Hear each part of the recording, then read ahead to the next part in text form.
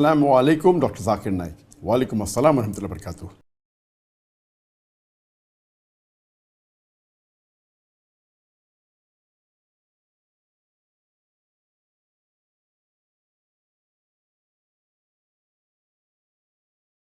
Dr. Zakir, in your list earlier on, you mentioned that the unlawful killing of innocent people is one of the major sins. Now, unfortunately, the media often portrays the Muslims as promoting the killing of innocent human beings. Could you just clarify exactly what is the Islamic perspective on this killing of innocent human lives? Allah subhanahu wa ta'ala clearly mentions in Surah Maida, chapter number 5, verse number 32, that if anyone kills any other human being, unless it be for murder or for spreading corruption in the land, it is as though he has killed the whole of humanity. So Quran is very specific. If anyone, whether Muslim or non-Muslim, kills any other human being, whether Muslim or non-Muslim, unless it be for murder or for spreading corruption in the land, it is as though he has killed the whole of humanity. So killing any innocent human being is prohibited in Islam.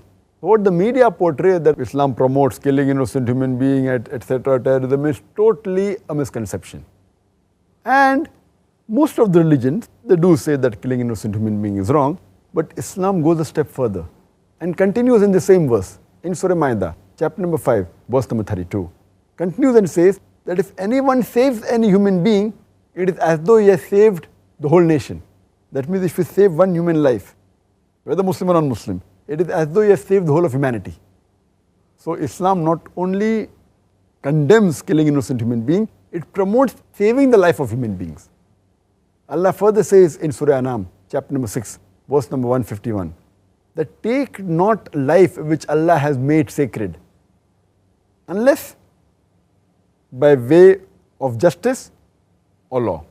That means killing, as mentioned, of a human being, you can't kill an innocent human being, but if a human being commits murder, but natural, it doesn't mean that anyone can go and take revenge or can retaliate and kill the murderer, or if someone is spreading corruption, you can go and kill him. You have to take him to the law. And if it's an Islamic country, take him to a court of Islamic law, take him to the Qadi, and then he will pronounce the judgment that if he deserves to be killed, he'll be put to death. But that doesn't mean that any Muslim can take the law in his own hand. He should go to the Islamic court of law, if it is an Islamic country, or to the law of that country. And in general, as I mentioned, killing any innocent human being, it is prohibited. And that's what is mentioned by our beloved Prophet ﷺ. It's mentioned in Sahih Bukhari, volume number 9, hadith number 6871. The Prophet said, the biggest of the major sins are, first, associating partner with Allah subhanahu wa ta'ala. Number 2 is taking a life or murdering or killing any innocent human being. So generally you cannot kill any human, whether Muslim or non-Muslim. There are many other verses which say specifically that you should not kill Muslims also. General verses, not killing any innocent human being. There are specific verses which say that you should not kill Muslims. Allah says in Surah Nisa, chapter number 4, verse number 93, that if anyone intentionally kills a believer, he will be in hellfire forever, to abide therein forever. And Allah's curse and wrath will be on him, and he will get a dreadful penalty. So killing any believer, unless for the cause that is mentioned, unless he commits murder or corruption, killing is prohibited.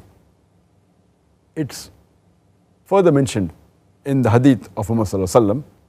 It's mentioned in Sahih Bukhari, volume number 1, in the book of faith, hadith number 31. The beloved Prophet sallallahu alaihi wasallam said that if two believers fight amongst themselves with swords, and if one believer kills the other believer, both the murderer and the murdered person, they will go to hell.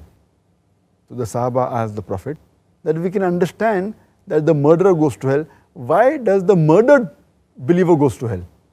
So the Prophet said that the murdered person also had the intention to kill the believer. That's the reason both will go to hell. And it's further mentioned in Sahih Bukhari, volume number 9, hadith number 6862. The beloved Prophet said that a believer is at liberty and free until he unlawfully takes the life of another human being. That means taking the life of any human being, whether Muslim or non-Muslim, is prohibited and condemned in Islam. It is one of the biggest major sins. It comes number 2 in the 70 major sins.